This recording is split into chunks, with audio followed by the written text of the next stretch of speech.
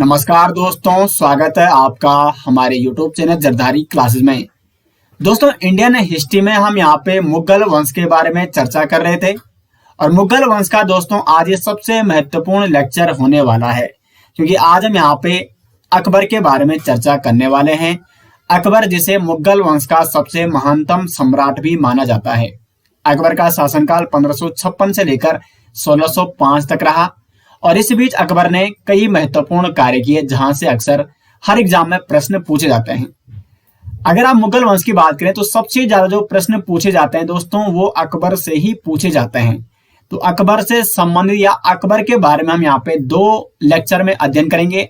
आज के लेक्चर में हम यहाँ पे अकबर का प्रारंभिक इतिहास, किस प्रकार वो शासक बनता है, उसके प्रमुख अभियान और जो अन्य महत्वपूर्ण उसके निर्माण कार्य हैं उनके बारे में चर्चा करेंगे। और जो अगला वीडियो जो होगा दोस्तों अकबर के बारे में, उसमें हम अकबर की प्रशासनिक व्यवस्था, भूमि प्रबंधन और अन्य महत्वपूर्ण फैक्ट वो हम नेक्स्ट वीडियो में चर्चा करेंगे। तो काफी महत्वपूर्ण लेक्चर दोस्तों आज ये होने वाला है। तो शुरू करते हैं आज का लेक्चर। दोस्तों, अकबर जो कि मुगल वंश का तीसरा शासक था। मुगल वंश का संस्थापक था बाबर। बाबर के बाद शासक बनता है उसका पुत्र हुमायूं। तो बाबर और हुमायूं के बारे में हम इससे पहले चर्चा कर चुके हैं। हुमायूं के बाद शासक बनता है मुगल वंश का उसका पुत्र अकबर। और अकबर का जो शासन काल है वो है 1556 से लेकर 1605 ईस्वी तक अकबर का शासन रहा। अकबर के शासन काल को प्रारंभ करने से पहले हम अकबर के प्रारंभिक इतिहास के बारे में जान लेते हैं, इसके बचपन के बारे में जान लेते हैं, किस प्रकार इसका बचपन रहा और किस प्रकार ये शासक बनता है। अकबर का जन्म होता है 1542 ईस्वी में। 1542 ईस्वी में जब इसका जन्म होता है तो इसका पिता हुमायूं उस समय शासक नहीं था, क्योंकि 1540 में अफगानों द्वारा शेरशाह सूरी द्वारा हुमायूं को पराजित करके उसे उसके राज्य से बेदखल कर दिया गया था। तो हुमायूं उस समय एक घुमक्कड़ का जीवन बिता रहा था और उसी समय जन्म होता है 1542 में अकबर का। जन्म भी इसका कहां होता है तो इसका जन्म होता है अमरकोट के राणा वीरसाल के महल में। अकबर के पिता का नाम हुमायूं था और इसकी माता का नाम था हमीदा बानो बेगम।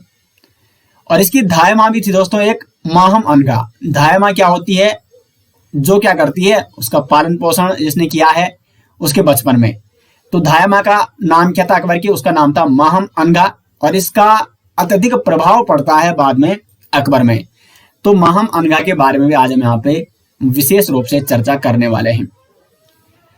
अब यहाँ पे आप सभी जानते हैं कि हुमायूं के बारे में जब मैंने आपको बताया था तो 1555 में हुमायूं दोबारा क्या बनता है, शासक बन जाता है और दिल्ली पर अधिकार कर लेता है और दिल्ली पर मुगल वंश की पुनः स्थापना हो जाती है। 1555 में हुमायूं ने अकबर को भी उत्तराधिकारी घोषित कर दिया। अब यहाँ पे एक प्रश्न पूछा जा सकता है कि जो अकबर था तो अकबर का पहला युद्ध, उसका जो जीवन का पहला युद्ध था वो था मच्छीवाड़ा युद्ध। 1555 में ही मच्छीवाड़ा युद्ध होता है मुगलों और अफगानों के मध्य। अफगान सेना का नेतृत्व हुमायूं कर रहा था, तो हुमायूं के साथ अकबर भी इस युद्ध में शामिल हुआ था। तो अकबर के जीवन का पहला युद्ध था दोस्तों मच्छीवाड़ा युद्ध। 1555 में जब हुमायूं शासक बनता है तो 1555 में ही वो अपने पुत्र अकबर को अपना उत्तराधिकारी भी घोषित कर देता है और अकबर को लाहौर का सूबेदार नियुक्त किया जाता है। लेकिन जैसे ही हुमायूं की मृत्यु हो जाती है उसके बाद उस समय अकबर कहाँ था, तो अकबर था उस समय कालानौर में। कालानौर कहाँ हुआ दोस्तों, ये हुआ पंजाब में। तो अकबर उस समय कालानौर पंजाब में था और 1556 में कालानौर में ही अकबर का क्या किया जाता है, राज्य अभिषेक किया जाता है। और उस समय अगर बात करें अकबर की आयु की तो अकबर मात्र 13 वर्ष 4 महीने की उम्र का था। उम्र अगर रही होगी अकबर की तो वो थी 13 वर्ष 4 माह। इतनी छोटी अवस्था में शासक बनने के पश्चात, जैसे आप सभी जानते हैं इसके पिता की मृत्यु हो चुकी है, शासक बन चुका है। लेकिन क्या अकबर इतनी छोटी अवस्था में इतने बड़े साम्राज्य को संभाल पाता? तो इसलिए दोस्तों अकबर का संरक्षक नियुक्त किया गया बैरम खान को। बैरम खान इसके पिता का एक विश्वसनीय सरदार था और बैरम खान ने ही मुगल वंश की पुनः स्थापना में हुमायूं का महत्वपूर्ण सहयोग दिया था। तो इसलिए अकबर का संरक्षक यहाँ पे नियुक्त किया जाता है बैरम खान को। और बैरम खान को कौन सी उपाधि दी गई है? खान ए खाना। खान ए खाना की उपाधि दी गई है बैरम खान को, खान ए खाना। तो ये तो था यहाँ पे अकबर का प्रारंभिक इतिहास, यहां तक आप समझ गए होंगे। अब हम बात करते हैं कि अकबर का जो, क्योंकि देखो अकबर शासक बन चुका है और 1556 में यह शासक बन चुका है, तो 1556 से लेकर और 1605 तक जब तक अकबर शासक रहता है, इसके इतिहास के बारे में अब यहाँ पे चर्चा करते हैं। तो अकबर जैसे ही शासक बनता है तो एक तो इसकी छोटी उम्र थी, छोटी अवस्था में ही शासक बन जाता है, तो दुश्मन भी इसका फायदा उठाने लग जाते हैं। और इसी बीच यहाँ पे पानीपत का द्वितीय युद्ध होता है। तो पानीपत का द्वितीय युद्ध कब हुआ? महत्वपूर्ण प्रश्न बनता है। ये हुआ 1556 ईस्वी में। किस किस के मध्य हुआ था? मुगलों और अफगानों के मध्य, क्योंकि इससे कुछ ही समय पहले मुगलों ने अफगानों को दिल्ली की गद्दी से हटाया था। तो अफगानों ने देखा कि हुमायूं की मृत्यु हो चुकी है, अकबर अभी छोटा सा बच्चा है, तो इसको हम मुगलों को यहीं पे हम क्या कर देते हैं, यहाँ से भगा देते हैं। लेकिन यहाँ पे मुगलों और अफगानों के मध्य जब पानीपत का द्वितीय युद्ध 1556 में लड़ा जाता है, तो मुगल सेना का नेतृत्व कौन व्यक्ति कर रहा है? बैरम खान। ये बैरम खान वही व्यक्ति है जिसने अफगानों को दिल्ली की गद्दी से हटाने में महत्वपूर्ण भूमिका निभाई है। हुमायूं के साथ इसने पुनः मुगल वंश की स्थापना में एक महत्वपूर्ण भूमिका निभाई थी। और अभी बैरम खान क्या है? अकबर का संरक्षक है। अफगान सेना का नेतृत्व कौन कर रहा था? हेमू कर रहा था। अब यहाँ पे एक और महत्वपूर्ण पॉइंट आपको नोट करना है कि पानीपत के द्वितीय युद्ध के समय मुगल शासक कौन है? वो है अकबर। जबकि अफगान सरदार कौन है, या अफगान शासक आप कह सकते हैं, वो है आदिल शाह। आदिल शाह ये सूर साम्राज्य से संबंध था, सूरी वंश से संबंधित था, शेरशाह सूरी का ये वंशज था। तो इसके बारे में मैंने आपको पिछली वीडियो में भी बताया था। तो अफगान सरदार आदिल शाह ने हेमू को अपना सेनापति नियुक्त किया और इसको विक्रमादित्य की उपाधि भी दी गई है हेमू को आदिल शाह द्वारा। हेमू आगरा की ओर कूच करता है सर्वप्रथम और आगरा पर अधिकार कर लेता है और उसके बाद ये दिल्ली की ओर आगे बढ़ता है। उसके बाद यहाँ पे पानीपत का प्रथम युद्ध होता है 5 नवंबर 1556 में। महत्वपूर्ण प्रश्न पूछा जाता है दोस्तों कि पानीपत का द्वितीय युद्ध, ठीक है, पानीपत का द्वितीय युद्ध 1556 में हुआ, किस किस के मध्य हुआ? मुगलों और अफगानों के मध्य। मुगल सेना का नेतृत्व कर रहा है बैरम खान और अफगान सेना का नेतृत्व कर रहा है हेमू। मुगल शासक है अकबर और अफगान शासक है यहाँ पे आदिल शाह। अब इस युद्ध में होता क्या है कि शुरुआती अगर रुख देखा जाए तो शुरुआती रुख हेमू यहाँ पे भारी पड़ता है, क्योंकि उस समय मुगल वंश की भी स्थापना ही हुई थी पुनः, और इतने शक्तिशाली भी नहीं थे उस समय मुगल। लेकिन यहाँ पे बैरम खान ये काफी चतुर था दोस्तों, और इसके नेतृत्व में मुगलों की यहाँ पे जीत हो जाती है। तो परिणाम क्या निकलता है? मुगल इस युद्ध में विजयी हो जाता है और हेमू को बंदी बनाकर उसकी हत्या कर दी जाती है। तो इस प्रकार पानीपत के द्वितीय युद्ध में मुगल विजयी हो जाते हैं। और इस पानीपत के द्वितीय युद्ध में मुगलों की विजय में जो सबसे महत्वपूर्ण योगदान दिया था या सबसे महत्वपूर्ण जो कारक था यहाँ पे वो था बैरम खान। अब दोस्तों हम यहाँ पे बैरम खान के बारे में चर्चा कर लेते हैं। बैरम खान जो कि अकबर का संरक्षक था और इसने अकबर के संरक्षक के रूप में 1556 से लेकर 1560 तक अकबर के संरक्षक के रूप में कार्य किया। लेकिन धीरे धीरे जैसे अकबर बड़ा होता गया तो अकबर और बैरम खान के मध्य मतभेद बढ़ते गए। उसका मुख्य कारण था दोस्तों, एक तो बैरम खान शिया था और इसके शिया होने के कारण अकबर के जो दरबार के उच्च अधिकारी थे, जो अमीर थे, उनके साथ इसके मतभेद लगातार बढ़ते गए। और अकबर की जो धायमाती महम अनघा, इसका प्रभाव अकबर पे अत्यधिक था। तो महम अनघा से भी बैरम खान के मतभेद थे, इसलिए महम अनघा ने क्या किया? अकबर को बैरम खान के विरुद्ध भड़का दिया, जिसके कारण अकबर और बैरम खान के मध्य धीरे धीरे मतभेद बढ़ते गए। उसके बाद यहाँ पे परिणाम ये आता है कि बैरम खान और अकबर के मध्य भी युद्ध छिड़ जाता है और ये युद्ध के मैदान में आ जाते हैं। 1560 में तिलवाड़ा युद्ध होता है बैरम खान और अकबर के मध्य। ये वही अकबर है दोस्तों जिसको बैरम खान ने एक छोटी सी अवस्था में, मात्र 13 वर्ष की अवस्था में शासक बनाकर इसको यहाँ तक पहुंचाया था। लेकिन आज वही अकबर उसी बैरम खान जो उसका संरक्षक था एक समय, आज उसी के विरुद्ध वो क्या कर रहा है, लड़ाई में उतर गया है। तो तिलवाड़ा का युद्ध होता है 1560 में बैरम खान और अकबर के मध्य। इसमें बैरम खान पराजित हो जाता है और अकबर उसके सामने दो शर्तें रखता है। पहली शर्त थी कि बैरम खान कुछ गांवों को लेकर उनकी जागीरदारी करे, और दूसरी शर्त थी कि बैरम खान को हज यात्रा पे चले जाना चाहिए, मक्का चले जाना चाहिए। तो बैरम खान यहाँ पे दूसरी शर्त यानी हज यात्रा प्रारंभ कर देता है और हज यात्रा पे चले जाता है। लेकिन पाटन नामक स्थान पर मुबारक खान ने बैरम खान की हत्या कर दी। तो बैरम खान की हत्या किसके द्वारा की गई? मुबारक खान के द्वारा। बैरम खान की पत्नी थी सलीमा बेगम। तो अकबर ने बैरम खान की पत्नी सलीमा बेगम से विवाह किया। बैरम खान और सलीमा बेगम का एक पुत्र भी था जिसका पालन पोषण अकबर के द्वारा किया जाता है, और बाद में यही पुत्र अकबर के 9 रत्नों में से एक था जिसका नाम था अब्दुल रहीम खान ए खाना।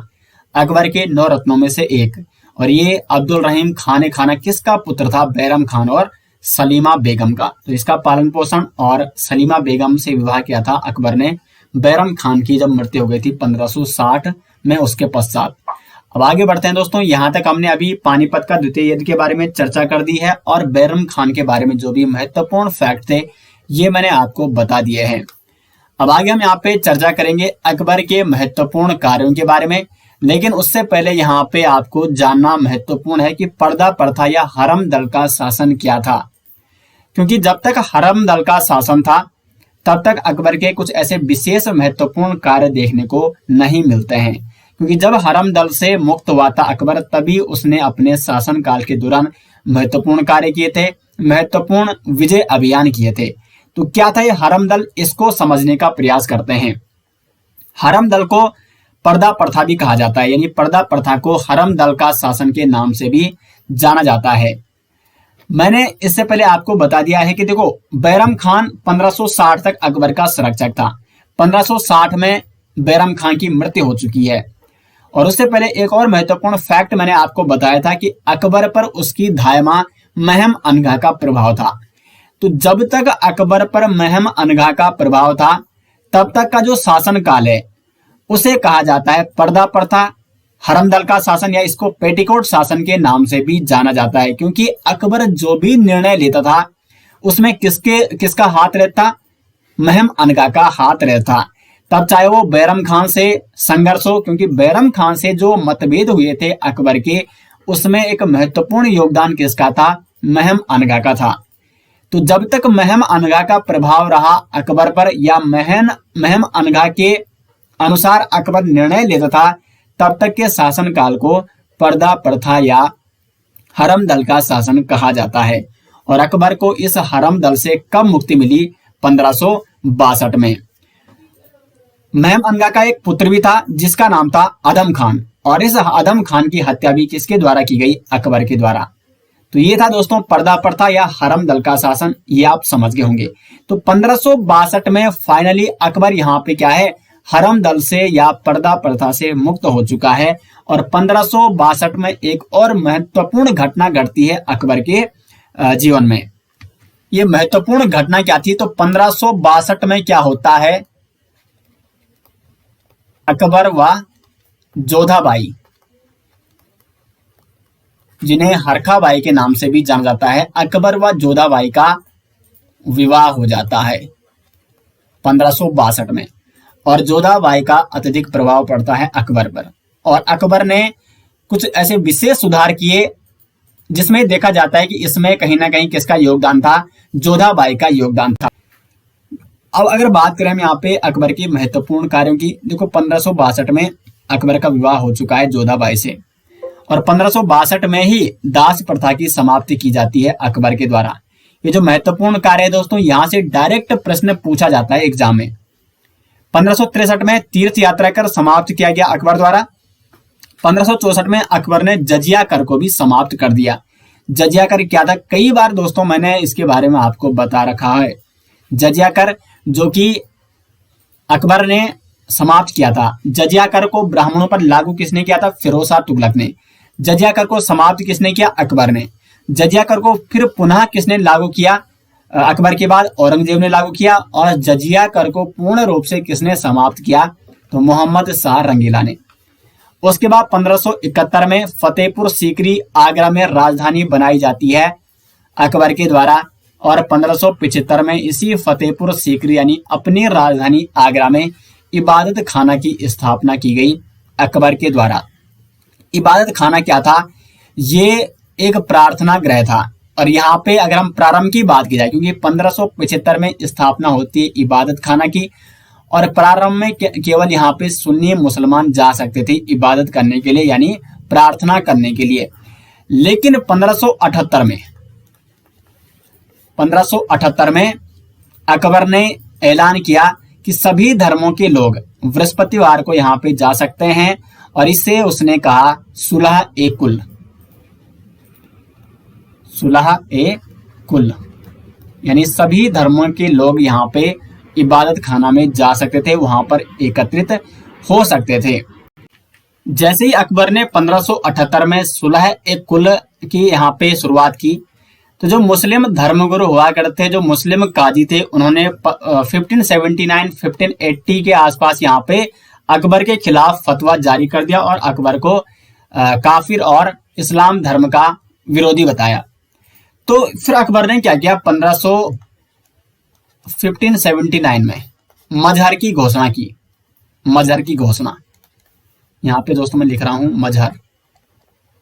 मजहर की घोषणा 1579 में की अकबर ने। मजहर क्या होता है? तो इसमें क्या होता कि धार्मिक मामले मानने का जो अधिकार था वो सभी लोगों को होता है। लेकिन अगर धार्मिक मामले में विवाद उत्पन्न हो जाए, क्योंकि देखो जो ये यहाँ पे सुलह ए कुल था जिसमें इबादत खाने में सभी धर्मों के लोग सम्मिलित होते थे, तो अगर वहीं पे धार्मिक मामले में कोई विवाद उत्पन्न हो जाता है तो अंतिम निर्णय लेने का जो अधिकार होता था वो किसका होता था? शासक का, यानी अकबर का होता था। तो अकबर ने इसीलिए 1579 में मजहर की घोषणा की। तो महत्वपूर्ण प्रश्न ये यहाँ पे पूछा जा सकता है कि मजहर की घोषणा अकबर द्वारा कब की गई? 1579 में। उसके बाद यहाँ पे आगे बढ़ता है तो दीन ए इलाही धर्म चलाया गया 1582 में अकबर के द्वारा। अकबर ने एक नया धर्म यहाँ पे चलाने का प्रयास किया, लेकिन ये आगे कुछ समय बाद समाप्त हो जाता है, क्योंकि एकदम से नए धर्म का प्रारंभ करना इतना आसान काम नहीं है। तो अकबर द्वारा जो धर्म चलाया गया वो था दीन ए इलाही धर्म। 1582 में दीन ए इलाही धर्म की स्थापना की जाती है अकबर के द्वारा। और इस दीन ए इलाही धर्म में दीक्षा स्वीकार करने का जो दिन रखा गया था वो रविवार रखा गया था। दीक्षा स्वीकार करने का तरीका क्या था? तो इसमें जो उम्मीदवार होता था वो अपना सर बादशाह के पैर पर रखता था और बादशाह उसे मंत्र देता था जिसे शस्त्र कहा जाता है। तो बादशाह जब उसको शस्त्र प्रदान करता तो इस प्रकार से वो दीन ए इलाही धर्म को स्वीकार करता था। तो रविवार का दिन यहाँ पे दीन ए इलाही धर्म को यहाँ पे स्वीकार करने के लिए, या उसका कोई अगर उम्मीदवार है तो उसको उस धर्म को अपनाने के लिए रविवार का दिन यहाँ पे रखा गया था। दीन ए इलाही धर्म के प्रमुख पुरोहित कौन कौन थे? तो वो थे अब्बुल फजल और बदायूनी ने। और अब्बुल फजल ने दीन ए इलाही धर्म के बारे में एक शब्द का प्रयोग किया है, वो है तौहीद ए इलाही। अब यहाँ पे देखो, मैं यहाँ पे इसको बता रहा हूं आपको, तौहीद ए इलाही, क्योंकि देखो एग्जाम में इस प्रकार से प्रश्न बन सकता है कि अकबर के दीन ए इलाही धर्म को अब्बुल फजल व बदायूनी द्वारा क्या कहा गया है? तो उनके द्वारा कहा गया इसको तौहीद ए इलाही। दीन ए इलाही धर्म को मानने वाला जो प्रथम और अंतिम हिंदू शासक था वो था बीरबल। और अकबर ने दीन ए इलाही धर्म से संबंधित एक नया कैलेंडर भी जारी किया था जिसका नाम था इलाही संवत। तो ये थे दोस्तों अकबर के कुछ महत्वपूर्ण कार्य जहां से डायरेक्ट एग्जाम में प्रश्न पूछा जाता है। अब हम आगे बढ़ते हैं और बात करते हैं अकबर के साम्राज्य विस्तार के बारे में। अकबर के साम्राज्य विस्तार में जो इसका पहला अभियान था वो था मालवा अभियान। 1561 में अकबर ने मालवा अभियान किया था। और इस मालवा अभियान में जो मालवा का शासक था, मालवा शासक, उसका नाम था बाज बहादुर। बाज बहादुर की पत्नी का नाम था रूपमती। बाज बहादुर और रूपमती की प्रेम कहानी काफी प्रचलित थी। तो मालवा भी अकबर की अधीनता स्वीकार कर लेता है 1561 में। इस मालवा अभियान का नेतृत्व अकबर की ओर से किसके द्वारा किया गया था? तो वो किया गया था महम अनगा के बेटे आदम खान द्वारा। और बाद में दोस्तों इसी आदम खान की हत्या की जाती है अकबर के द्वारा। तो मालवा अभियान का नेतृत्व किसके द्वारा किया गया था? आदम खान के द्वारा। उसके बाद नेक्स्ट अभियान है 1564 में गोंडवाना अभियान। लेकिन उससे पहले एक और महत्वपूर्ण फैक्ट यहाँ पे आपको नोट करना है। 1562 में क्या हुआ? 1562 में जो आमिर है उसने भी अकबर की अधीनता स्वीकार कर दी, अकबर से संधि कर दी। आमिर के साथ अकबर का कोई भी युद्ध नहीं हुआ था दोस्तों। आमिर का शासक, आमिर का जो राजा था उसका नाम था भारमल। भारमल से अकबर की मुलाकात होती है और भारमल और अकबर के मध्य क्या हो जाती है? संधि हो जाती है 1562 में। तो आमेर के राजा भारमल और अकबर के मध्य कब संधि हुई? 1562 में। भारमल के पुत्र का नाम था भगवंत मान। भगवंत मान और इसकी पुत्री का नाम था जोधाबाई या हरकाबाई। जब अकबर से 1562 में जोधाबाई का विवाह हो जाता है तो अकबर ने इसे कौन सी उपाधि दी थी? मरियम उज्जमानी। मरियम उज्जमानी, ये आपको नोट करना है दोस्तों, महत्वपूर्ण पूछा जा सकता है। मरियम उज्जमानी की उपाधि किसको दी गई थी? उज्जमानी, तो ये दी गई थी जोधाबाई को। जोधाबाई को मरियम उज्जमानी के नाम से भी जाना जाता है। इस भगवंत मान का पुत्र होता है मान सिंह, जो कि अकबर के 9 रत्नों में से एक था और सबसे बड़ा मनसबदार था अकबर का। ये लगभग 7000 मनसब मान सिंह के पास थी। तो अकबर के सबसे बड़े मनसबदारों में से एक था मान सिंह। ठीक है, तो ये था यहाँ पे आमेर के राजा भारमल के बारे में महत्वपूर्ण फैक्ट। तो आमेर का जो शासक था भारमेल, उसके साथ अकबर की संधि हो जाती है 1562 में। तो इस प्रकार आप ये यहाँ पे समझ सकते हैं कि आमेर ने भी 1562 में अकबर की अधीनता को स्वीकार कर दिया है। इसका दोस्तों आप स्क्रीनशॉट भी ले सकते हैं। फिर हम आगे की ओर बढ़ते हैं। उसके बाद नेक्स्ट अभियान है अकबर का गोंडवाना विजय या गढ़कटंगा राज्य अभियान। गढ़कटंगा राज्य, इस राज्य के अंतर्गत गोंड और राजपूत जो राजवाड़े थे उनमें से कुछ क्षेत्र यहाँ पे आते थे और इसको गोंडवाना भी कहा जाता है। और गोंडवाना राज्य की जो यहाँ पे शासिका थी वो थी रानी दुर्गावती। रानी दुर्गावती, तो रानी दुर्गावती के मध्य जो संघर्ष होता है अकबर का वो होता है 1564 में। यहाँ पे अगर हम बात करें इस गढ़कटंगा राज्य की, तो इस राज्य का जो शासक था वो था अमनदास। अमनदास को गुजरात शासक द्वारा संग्राम शाह की उपाधि दी गई और इस संग्राम शाह ने महोबा के चंदेल राजा की बेटी दुर्गावती से अपने पुत्र का विवाह कराया। तो जो रानी दुर्गावती थी ये महोबा के चंदेल राजा की पुत्री हुआ करती थी। लेकिन जैसे इनका विवाह होता है तो अमनदास या जो संग्राम शाह था उसके पुत्र की मृत्यु हो जाती है और रानी दुर्गावती विधवा हो जाती है। लेकिन रानी दुर्गावती क्या करती है? गोंडवाना राज्य की स्वयं क्या करती है? नेतृत्व करती है। जब 1564 में अकबर वहां पर आक्रमण करता है, काफी संघर्ष होता है दोनों के मध्य, लेकिन रानी दुर्गावती अकबर की अधीनता स्वीकार करने के लिए राजी नहीं होती है। अंत में रानी दुर्गावती स्वयं क्या मारती है? अपने पे खंजर मार देती है और इनकी इस प्रकार से मृत्यु हो जाती है और 1564 में गोंडवाना विजय हो जाती है अकबर के द्वारा। उसके बाद अकबर ने 1568 में चित्तौड़ पर चढ़ाई की थी। मेवाड़ शासक इस समय राणा उदय सिंह हुआ करते थे। महाराणा प्रताप के पिता राणा उदय सिंह इस समय चित्तौड़ यानी मेवाड़ के शासक थे। तो 1568 में प्रथम बार अकबर द्वारा चित्तौड़ पर चढ़ाई की गई थी। इसमें दोनों के मध्य संघर्ष होता है और अकबर कुछ क्षेत्रों पर अधिकार करके वापस लौट आता है 1568 में। यानी चित्तौड़ को अकबर दोस्तों कभी पूर्ण रूप से जीत नहीं पाया था और जब तक महाराणा प्रताप का वहां पे शासन रहा, महाराणा प्रताप शासक थे, तब तक अकबर पूर्ण रूप से चित्तौड़ को कभी जीत नहीं पाया था। तो चित्तौड़ राजा उस समय कौन था? 1568 में जब अकबर ने अभियान किया था वो था राणा उदय सिंह। उसके बाद चित्तौड़ यानी मेवाड़ के शासक बनते हैं महाराणा प्रताप, और महाराणा प्रताप और अकबर के मध्य एक युद्ध होता है, हल्दी घाटी का युद्ध, सबसे प्रसिद्ध युद्ध, लगातार ये एग्जाम में पूछा जाता है। तो हल्दी घाटी का युद्ध होता है 1576 में महाराणा प्रताप और अकबर के मध्य। इसमें महाराणा प्रताप की सेना का नेतृत्व किया गया था हकीम खान सूर द्वारा, जबकि अकबर की सेना का नेतृत्व किसने किया था? मान सिंह ने किया था। काफी भयंकर युद्ध होता है, लेकिन इस युद्ध का कोई विशेष परिणाम या कोई मतलब ऐसा परिणाम नहीं मिलता है कि किसकी जीत हुई और किसकी हार हुई। तो हल्दी घाटी का युद्ध 1576 में होता है महाराणा प्रताप और अकबर के मध्य।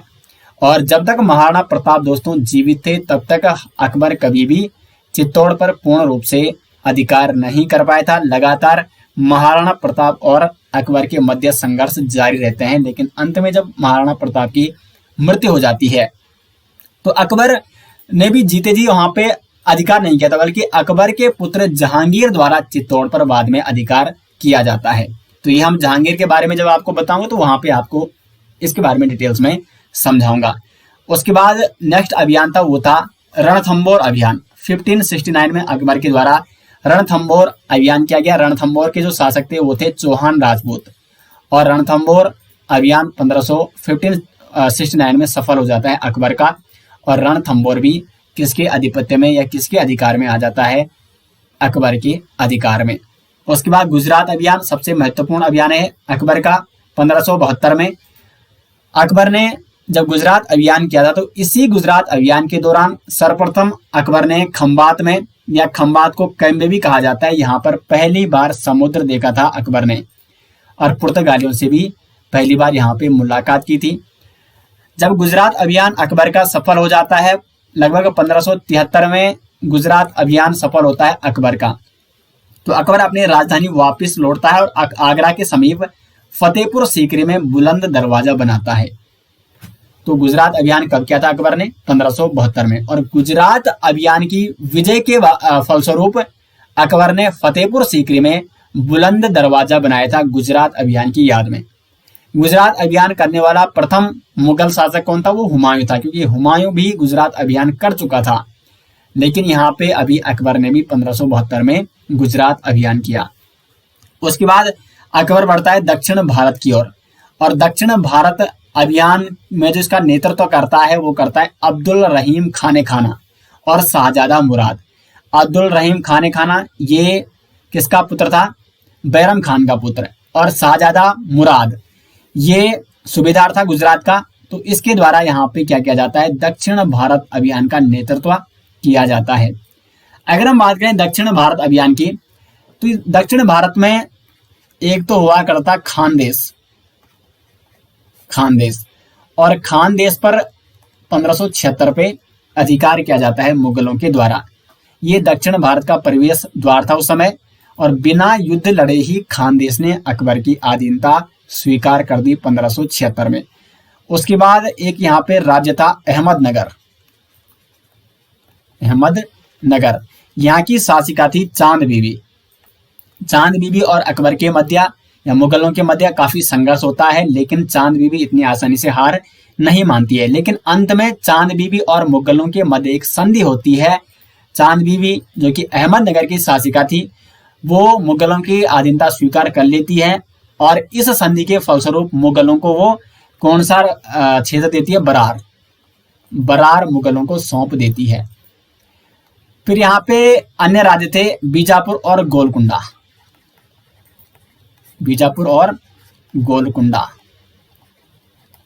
ये सब जो राज्य थे बहमनी साम्राज्य से टूटकर अलग हुए थे। बहमनी साम्राज्य के बारे में, विजयनगर साम्राज्य के बारे में ये मैं आपको पूर्व में इंडियन हिस्ट्री में ये क्लासेस दे चुका हूं, तो उनको आप जरूर देखें। तो बीजापुर, गोलकुंडा और अहमदनगर एक साथ आते हैं और पुनः अकबर पे आक्रमण या मुगलों पे आक्रमण कर देते हैं, लेकिन ये मुगलों से जीत नहीं पाते हैं, और अंत में लगभग इन क्षेत्रों पर भी या ये क्षेत्र भी क्या कर देते हैं? मुगलों का आधिपत्य स्वीकार कर देते हैं।